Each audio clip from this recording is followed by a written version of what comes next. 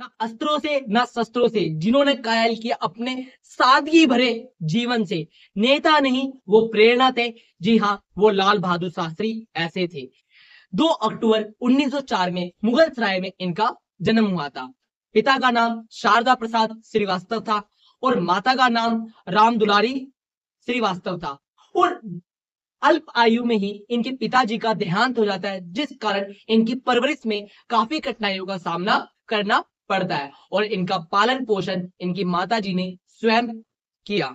और इसी बीच इन्हें काफी संघर्ष का सामना करना पड़ता था। और इसी दरमियान जब स्कूल उनको जाना होता था, तो उस समय स्कूल जाने के लिए उनके पास आर्थिक धनराशि उपलब्ध नहीं थी, जिस कारण उन्हें बीच बीच में तैर कर ही क्या नदी पार करके जाना पड़ता था। विकट परिस्थितियों का सामना करते हुए काशी विश्वविद्यालय से उन्होंने स्नातक की डिग्री प्राप्त करी और इसी के साथ उनके नाम के आगे एक डिग्री मिल गई शास्त्री, और यहीं से श्रीवास्तव से वो लाल बहादुर शास्त्री बन गए। और इसी के साथ उन्होंने अपना सब कुछ न्यौछावर भारत के स्वतंत्रता संग्राम में कर दिया और युवा मंडल में शामिल हो गए। और उन्होंने अपना प्रथम सत्याग्रह अपने घर के सदस्यों के भीतर ही चलाया था। जब उनके मामा श्री मीट का सेवन करते थे, तो उन्होंने बड़े प्यार समझाया कि जीवों के अंदर भी वास होता है, वो निर्जीव नहीं है, इन्हें मारना उचित नहीं है। किंतु मामा ने मना कर दिया कि मैं तो इसको छोड़ूंगा नहीं। पर एक समय बाद दृढ़ संकल्प के कारण मामा को उनकी बात माननी पड़ी और उन्होंने भविष्य में कसम खा ली कि मैं भविष्य में कभी भी मीट का सेवन नहीं करूंगा। और यही प्यारा सत्याग्रह लाल बहादुर शास्त्री के और दृढ़ निश्चय को क्या किया। शास्त्री जी युवा मंडल के सदस्य थे और युवा मंडल के सदस्य होने के नाते वो जगह जगह पे जाकर भाषण, धरना प्रदर्शन भी करते थे और लोगों को जागरूक करते थे कि अपनी भारत माता को स्वतंत्र कराना है और अंग्रेजों का बहिष्कार कीजिए। जब गांधी जी ने असहयोग आंदोलन प्रारंभ किया था, उसी दरमियान उन्होंने विद्यालय जाने से मना कर दिया और उन्होंने अपनी पत्नी से भी आशा करी कि वो भी बढ़ चढ़कर हिस्सा ले। पर जब ये प्रस्ताव शास्त्री जी ने अपनी धर्म पत्नी के सामने रखा, तो ललिता शास्त्री जी ने बड़े प्यार से कहा कि मैं चाहती तो हूं कि हिस्सा लूं, किंतु मुझे लज्जा आती है और जो पुरुष है वो अत्यंत अलग दृष्टिकोण से देखते हैं, जो कि ठीक नहीं है। इस चक्कर में मैं हिस्सा लेना नहीं चाहती। पर शास्त्री जी ने कहा कि आप शास्त्री जी की मेरी धर्म पत्नी हो, मैं हिस्सा ले रहा हूं, अन्य पुरुषों की स्त्रियां भी हिस्सा ले रही हैं, वो भी धरना प्रदर्शन कर रही हैं, आप भी ऐसा कीजिए। तो शास्त्री जी की बात मानकर वो भी क्या है, धरना प्रदर्शन करते हैं और शराबों की दुकान पर जाकर जो धुत लोग थे शराब के अंदर पड़े हुए थे और अपनी गृहस्थी को खराब कर रहे थे, उनको समझाया। और शास्त्री जी की पत्नी की बात मानकर उन पुरुषों ने शराब पीना बंद किया। और इसके बाद एक घटना और घटित होती है। जब वो एक विदेशी वस्तु के बेचने वाले व्यापारी के पास जाती है, तो उनसे कहती है, आग्रह करती है कि भाई साहब, आप जो विदेशी वस्तुएं बेच रहे हो, कृपया करके देसी वस्तुओं को बेचो, जिससे हमारे को और शक्ति प्रदान होगी और अंग्रेजों का मनोबल टूटेगा। किंतु उस व्यापारी ने उनकी बात को टाल मटोल करते हुए ये कहा कि आप बताइए, आपने जो चूड़ियां पहनी है वो खुद विदेशी है और मेरी घड़ी भी विदेशी है। अगर आप अपनी चूड़ियां तोड़ देते हो तो मैं अभी के अभी अपनी घड़ी विदेशी तोड़ दूंगा। तो ललिता जी ने कहा कि ऐसी बात है, अगर मैं अपनी चूड़ियां तोड़ दूं तो आप अपनी घड़ी तोड़ोगे? तो व्यापारी ने बोला, क्यों नहीं, तोड़ के दिखाइए। क्योंकि वो व्यापारी जानता था ये स्वाद की निशानी होती है। उन्होंने हर किसी बात की कल्पना ना करते हुए और उन्होंने अपनी चूड़ियों को तोड़ दिया। अब व्यापारी से कहा कि आप अपनी घड़ी तोड़िए। अरे आप पागल हो गई हो क्या मैडम, आपका दिमाग तो सट्टाया हुआ है, आप मेरे को ऐसा ऐसा समझ रहे हो, जाओ निकलो यहाँ से, मैं नहीं तोड़ने वाला। और शास्त्री जी की पत्नी को ललकारते हुए व्यापारी ने भेज दिया। अब धीरे धीरे हम आजादी के हर पग की तरफ बढ़ रहे थे और 1942 में जब भारत छोड़ो आंदोलन चलाया जाता है, इसी दरमियान शास्त्री जी को गिरफ्तार कर लिया जाता है। और इस समय काफी विकट परिस्थितियां इनके घर में उत्पन्न हो गई थी। जब उनकी पुत्री बीमार थी, तो शास्त्री जी को पैरोल पर 15 दिन की छुट्टी के लिए अर्जी उन्होंने दायर की, किंतु इनका सादगी भरा जीवन देखते हुए और इनका अनुशासन देखते हुए जो उस समय के लॉर्ड थे, उन्होंने 21 दिन की मंजूरी दे दी। और शास्त्री जी आए और शास्त्री जी ने अपनी पुत्री का स्वास्थ्य देखा और स्वास्थ्य देखा तो स्वास्थ्य काफी बिगड़ा हुआ था और मौके पे उनकी मृत्यु हो जाती है। और शास्त्री ने कहा अब मेरी पुत्री नहीं रही तो मैं रुक के क्या करूं, मैं वापस जा रहा हूं। तो उनकी पत्नी ने बोला अभी तो आप आए हो, कुछ दिन तो हमारे साथ बिता लीजिए, वैसे घर के अंदर ऐसी परिस्थिति है। उन्होंने बोला नहीं, छुट्टी मुझे पुत्री के लिए मिली थी, अब पुत्री नहीं तो छुट्टी भी नहीं। और वो जेल वापस चले जाते हैं। 3 साल तक वो जेल के अंदर रहते हैं। इसी दरमियान कुछ आर्थिक सहायता सर्वेंट ऑफ इंडिया के द्वारा इनके घर को दी जाती है। 50 रुपए प्रति माह धनराशि इनके घर को भेजी जाती थी। तो पत्र मिलता है ललिता जी का कि 50 रुपए मुझे प्रति माह समय पर मिल जाती है, और जिससे मैं घर काफी अच्छी तरह से चला लेती हूँ, और घर चलाने के बाद मैं 10 रुपए बचा भी लेती हूँ। तो शास्त्री जी को ये बात पता चली, तो शास्त्री जी ने कहा कि जब मेरा घर 40 रुपए में चल सकता है और 10 रुपए अगर किसी और क्रांतिकारी फैमिली के काम आ जाएंगे तो कितना अच्छा होगा। शास्त्री जी ने पत्र लिखा सर्वेंट ऑफ इंडिया को, कहा कि 40 रुपए में हमारे घर की स्थिति चल जाती है, तो कृपया करके जो 10 रुपए बचे हुए हैं वो किसी अन्य क्रांतिकारी को दे दिए जाए, ताकि उसको भी क्या मिले, मजबूती मिले, और हमारे को आजादी के लिए किसी प्रकार की कमी ना हो। और 3 साल की सजा काटने के बाद 1945 में जब स्वतंत्र होकर आते हैं तो बड़ी खुशी के साथ वो कहते हैं कि संघर्ष हमारा पूरा हुआ, अब अंग्रेजों ने ऐलान कर दिया कि अब हमारे को वो आजादी दे देंगे, और अब हम स्वतंत्र के लिए जो लड़ाई लड़ी है अब पूर्ण हुई, और फाइनली 15 अगस्त 1947 को हम आजाद हो जाते हैं। और ये जो लम्हा था वो अकल्पनीय था। और इसी दरमियान अब हमारे सामने एक चुनौती और थी, क्या हम लोकतांत्रिक देश बन पाएंगे, क्या भारत के अंदर लोकतंत्र पनप पाएगा। काफी देशों ने ये कह दिया था कि लोकतंत्र भारत के अंदर ज्यादा दिन तक नहीं रह पाएगा, ये कुछ दिनों का ही है। किंतु शास्त्री जी, लाल बहादुर शास्त्री, सरदार वल्लभ भाई पटेल, अनेक महान हस्तियों ने, जो विदेशी लोग थे और विदेशी पत्रिकाएं थी, उनकी बातों को धरा का धरा रख दिया और मील का पत्थर साबित कर दिया कि आपने जो हमारे लोकतंत्र के लिए बोला था, हम लोकतंत्र की मिसाल है और लोकतंत्र की मशाल बनकर आज हम चमक रहे हैं। और इसी दरमियान नेहरू मंत्रिमंडल में उनको एक पद दिया जाता है रेलवे का, और वो क्या है, रेलवे मंत्री बन जाते हैं। और इसी समय वो काफी अपने कार्य के प्रति क्या थे, ईमानदार थे। और 1956 में जब एक घटना घटित होती है तो उन्होंने अपना इस्तीफा देने से कहा कि मैं इस्तीफा देना चाहता हूँ, रेल की दुर्घटना की जिम्मेदारी मैं लेता हूं और मुझसे कहीं ना कहीं चूक हुई है और मैं इस्तीफा देना चाहता हूं। नेहरू जी ने मना कर दिया। किंतु एक और हादसा इसी बीच एरिया उलर में हो गया नवंबर 1956 में, और जिस कारण क्या है, उनका इस्तीफा स्वीकार कर लिया गया, क्योंकि शास्त्री जी कभी भी अहिंसा, अवचन और अनैतिक चीजों के विरोध में रहते थे। और शास्त्री जी ने इस्तीफा दिया और इस्तीफा उनका कबूल कर लिया गया। पर शास्त्री जी कहाँ रुकने वाले थे। शास्त्री जी ने बाहर रहते हुए भी सरकार को बहुत मजबूती प्रदान करी और दोबारा से इनका कमबैक होता है और गृह मंत्री के रूप में ये पदभार संभालती है। और इन्होंने ही लाठी की नीति की जगह दिमाग की नीति का प्रारंभ किया और महिला पुलिस बल की भी इन्होंने स्थापना की। जहां अहिंसा, धरना प्रदर्शन वालों को लाठी चार्ज से लताड़ा जाता था, उन्होंने पानी की बुछारों के द्वारा, दिमाग की नीति के द्वारा उनको क्या है, इस विकट परिस्थितियों का सामना करते हुए उन्होंने इसको सही तरह से सुलझाया। और इसी दरमियान 1962 में भारत चीन युद्ध प्रारंभ हो जाता है, जिसके अंदर चीन से हमारे को करारी शिकस्त मिलती है। और 2 साल ही हुए थे कि हमारे ये युद्ध झेले हुए, और 1964 में प्रथम प्रधानमंत्री नेहरू जी की मृत्यु हो जाती है और पूरा देश गम में था। और इसी दरमियान अब बात आती है कि अब नेहरू जी की तरह कौन हमारे भारत की कमान संभालेगा। तो कार्यवाहक प्रधानमंत्री के रूप में गुलजारीलाल नंदा को प्रधानमंत्री बना दिया जाता है। और जब कार्यवाहक प्रधानमंत्री के रूप में गुलजारीलाल नंदा को बना देते हैं और कांग्रेस कमेटी डिसाइड करती है कि अगला प्रधानमंत्री कौन होगा, तो सब एक आवाज, शास्त्री जी।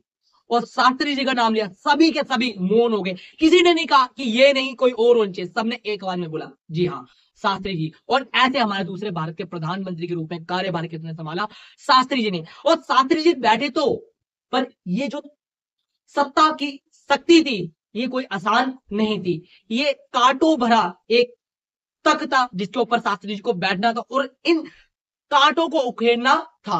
वो कांटे कौन से थे, भारत के अंदर हर जगह विकट परिस्थितियां उत्पन्न थी, हम आर्थिक रूप से मजबूत नहीं थे और इसी दरमियान भारत के अंदर दूध से जुड़े हुए उत्पादनों की वस्तु में कमी हो गई थी और दूध के उत्पादन को बढ़ाने के लिए और दूध से जुड़ी हुई सामग्रियों के उत्पादन को बढ़ाने के लिए श्वेत क्रांति प्रारंभ की गई थी। और श्वेत क्रांति के जनक वर्गीस कुरियन, आनंद शहर, गुजरात का एक शहर है आनंद शहर, यहाँ से अमूल कंपनी की स्थापना हुई और यहीं से ही श्वेत क्रांति की स्थापना हुई और दूध और दूध से जुड़े हुए उत्पादन की में क्या हुई, रिकॉर्ड तोड़ वृद्धि हुई और इससे हम भारत के प्रथम निर्यातक बन गए और प्रथम उत्पादक बन गए दूध से जुड़ी हर वस्तुओं में। और इसी दरमियान भारत में जब खदान संकट उत्पन्न हो जाता है तो खदान संकट से उभारने के लिए तराई तराई में लोग थे, लोगों के पास इतना धन नहीं था कि धन जुटा के वो खाने की वस्तुओं को खरीद सके। और इससे शास्त्री जी अनोखे नहीं रहे। शास्त्री जी ने कैसे भी करके इस विकट परिस्थिति से देश को बाहर निकालना चाहते थे, तो शास्त्री जी ने हरित क्रांति का मिशन प्रारंभ किया। और शास्त्री जी के कार्यकाल में हरित क्रांति प्रारंभ होती है एमएस स्वामीनाथन, जिन्हें भारत के अंदर हरित क्रांति का जनक कहा जाता है। कौन थे बेटा? एमएस स्वामीनाथन। और इसी दरमियान 1965 में भारत और पाक युद्ध छिड़ जाता है। अब 1965 के अंदर हमारी स्थिति ज्यादा मजबूत नहीं थी, किंतु पाकिस्तान को पाकिस्तान के रूप में, पाकिस्तान के जवाब में हमारे को जवाब देना अत्यंत जरूरी था, क्योंकि अगर हम इनको सबक नहीं सिखाते तो ये आए दिन ऐसे ही हमारे को परेशान करते रहते। शास्त्री जी ने कहा कि सेना को कह दिया कि आपको जो ठीक लगे, जिस तरह से ठीक लगे, जो जिस भाषा में समझता है उसको उसी भाषा में समझाइए, आपको खुली छूट है। और सेना को खुली छूट दी और 1965 में पाकिस्तान को करारी शिकस्त दी और पाकिस्तान को घुटने टेकने पर मजबूर होना पड़ा। जैसे ही युद्ध समाप्त होता है और युद्ध समाप्ति के बाद पाकिस्तान अपने आप को ईमान की मिसाल, भाईजान ईमान की मिसाल बाद में कही, पहले ईमानदारी तो आप सीख लीजिए। इनके अंदर ईमान की बात तो ऐसे करते हैं पर ईमानदारी इनके अंदर बिल्कुल भी नहीं है। ये अपने आप को शांति का अग्रदूत, ये सब अपने आप को बताते हैं, किंतु ये अशांति फैलाने वाला एक देश है। और शांति समझौते के लिए ताशकंद के अंदर बुलाया जाता है। शास्त्री जी शांति सम्मेलन के लिए ताशकंद जाते हैं, जो कि उस समय सोवियत संघ में था, उज्बेकिस्तान की राजधानी है ताशकंद, वहां पर यह समझौता होता है। 10 जनवरी 1966 को इस समझौते पर हस्ताक्षर होते हैं और इस समझौते के तहत ये पीस ट्रीटी नहीं, ये रेस्ट इन पीस ट्रीटी साबित हुई। ये पीस ट्रीटी नहीं, ये रेस्ट इन पीस ट्रीटी साबित हुई, क्योंकि शांति नहीं, क्योंकि इन्होंने शास्त्री जी को ही खा लिया।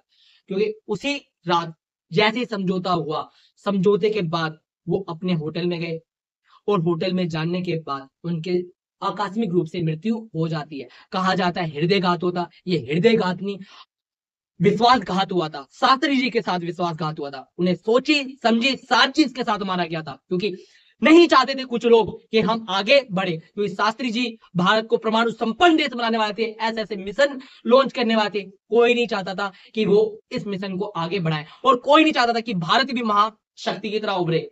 काफी लोगों पे शक की दृष्टिकोण से देखा जाता है, जो भारत के अंदर भी थे और विदेश के अंदर भी थे, किंतु इन सबको दरकिनार करते हुए किसी ने भी शास्त्री जी का पोस्टमार्टम नहीं करवाया और कह दिया कि उनको हृदयघात हुआ था। ये हृदयघात नहीं था, गले पे कटे के निशान होना, पूरी बॉडी जब आई वो नीली पड़ी हुई थी, ये कहीं से भी हार्ट अटैक नहीं था। ये सोची समझी साजिश के द्वारा उनको मृत्यु के घाट उतारा गया था।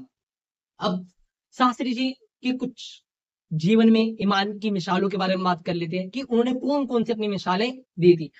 बेटा वो इतने सादगी भरे जीवन में रहते थे कि उन्होंने प्रधानमंत्री के रूप में पदभार तो संभाला, पर किंतु अपनी सादगी नहीं छोड़ी। जब उनके घर के अंदर कार की मांग उठी तो उनको पर्सनल प्रधानमंत्री के रूप में एक कार दी गई थी, शेफर्ड इम्पाला, किंतु कभी भी उन्होंने अपनी निजी रूप में उसका इस्तेमाल नहीं किया। एक बार ऐसा होता है कि उनके पुत्र बिना पूछे रात्रि में गाड़ी लेके निकल जाते हैं। जब सूर्य शास्त्री जी को पता चलता है कि 14 किलोमीटर गाड़ी चली है, तो शास्त्री जी ने बड़े प्यार से कहा कि आप ऐसा कीजिए कि जो 14 किलोमीटर गाड़ी चली है उसको मेरे निजी काम के रूप में लिख दीजिए कि ये निजी रूप कार्य में क्या हुई है, प्रयोग हुई। शास्त्री जी की जिंदगी के कुछ अनोखे किस्से।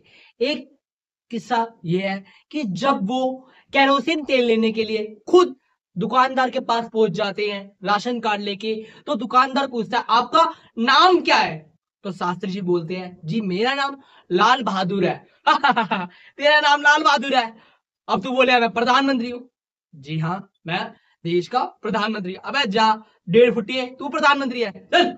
अपने आप को बड़ा आया प्रधानमंत्री बताने वाला। इतने में बॉडीगार्ड आते हैं, सर क्या कहता है, प्रभु जी गलती हो गई, माफ कर दो। तो इतने सादगी भरे वो उच्च विचारों वाले व्यक्ति थे कि स्वयं जाकर केरोसिन का तेल लेने पहुंच गए। और ऐसे दुकानदार ने बिहेव किया क्योंकि वो असामान्य होते हुए भी वो हमेशा अपने आप को सामान्य व्यक्ति की तरह ही दिखाते थे। कभी भी उन्होंने दिखावा का सहारा नहीं लिया। जब वो एक बार अपने बेटे की रिपोर्ट कार्ड लेने जाते हैं, तब जो प्रधानाचार्य है वो खुद उनके स्वागत के लिए गेट के पास पहुंच जाता है, कहता है कि आइए सर, गाड़ी अंदर ले आइए। नहीं, गाड़ी अंदर नहीं जाएगी। शास्त्री जी विनर भाव से कहते हैं कि जैसे सबकी कार बाहर है, वैसे मेरी कार भी बाहर ही पार्क होगी। और जैसे प्रिंसिपल रूम में जाते हैं तो वो कहते हैं कि अभी मैडम आती होंगी 3rd फ्लोर से। तो शास्त्री जी कहते हैं, नहीं, मैं अभी प्रधानमंत्री नहीं, मैं एक पिता के तौर पर स्कूल में आया हूं, तो कृपया करके मैं खुद स्वयं जाके रिपोर्ट कार्ड प्राप्त करूंगा। और खुद जाके क्या रिपोर्ट कार्ड प्राप्त करते हैं, वो कहते हैं 3री मंजिल में जाना पड़ेगा। शास्त्री जी तो क्या हुआ, लिफ्ट नहीं है तो क्या हुआ, मैं चल के ही ऊपर जाऊंगा। और शास्त्री जी जाते हैं, वहां पे लंबी लाइन लगी होती है, तो प्रधानाचार्य बीच लाइन से निकालकर आगे ले जाते हैं, फिर वो द्वारा जाके वो वापस लग जाते हैं। किंतु उन्होंने नियम तोड़ना उचित नहीं समझा और सभी अभिभावकों की तरह उन्होंने अपने बच्चे की परीक्षा उत्तीर्ण रिपोर्ट कार्ड प्राप्त की। ये थे हमारे शास्त्री जी, जिन्होंने कभी भी अपने आप को असामान्य नहीं दिखाया। और ऐसा ही इंसिडेंट एक और घटित होता है, जब उनके पुत्र अपना दाखिला कराने के लिए कॉलेज गए, तो बहुत लंबी लाइन लगी थी और इतनी लंबी लाइन में लगे लगे उनको चक्कर आने लगे और चक्कर आकर क्या है, वो बेहोश हो गए। और बेहोश की अवस्था में आसपास के लोगों ने उन्हें क्या करा, पास के हॉस्पिटल ले गए। और जब पास के हॉस्पिटल लेके गए तो उन्होंने पूछा कि आपके माता का नाम क्या है? उन्होंने बोला जी ललिता शास्त्री। तो उन्होंने बोला आपके पिता का नाम क्या है? तो उन्होंने बोला जी ललिता शास्त्री। नहीं नहीं, पिता का नाम क्या है? तो उन्होंने बोला माता का नाम ललिता शास्त्री। अरे पिता का नाम बताओ। माता का नाम ललिता शास्त्री है जी। अरे भाई पिता का नाम पूछ रहा हूं मैं। जी माता का नाम ललिता शास्त्री है। हमारे इधर ये ऐसी व्यवस्था है कि जो रोगी होता है उसको पिता के साथ ही सौंपा जाता है, कृपया करके अपने पिता का नाम बताइए। तो वो बताते हैं जी मेरे पिता का नाम लाल बहादुर शास्त्री है। डॉक्टर बोलता है अबे भाई, अब तो ये बोल रहा है तेरा पिता प्रधानमंत्री है? तो उन्होंने बोला हाँ जी मेरे पिता प्रधानमंत्री है। अबे कोई मिला नहीं सिरे से, मेरे को पागल बना रहा है। जी उन्होंने बोला मेरे पिता प्रधानमंत्री है और उनका नाम लाल बहादुर शास्त्री है। इतने में शास्त्री जी आ जाते हैं, कहते हैं कि हाँ जी मैं प्रधानमंत्री। डॉक्टर चौंक जाता है, कहता है सर माफ कर दीजिए, मुझसे भूल हो गई।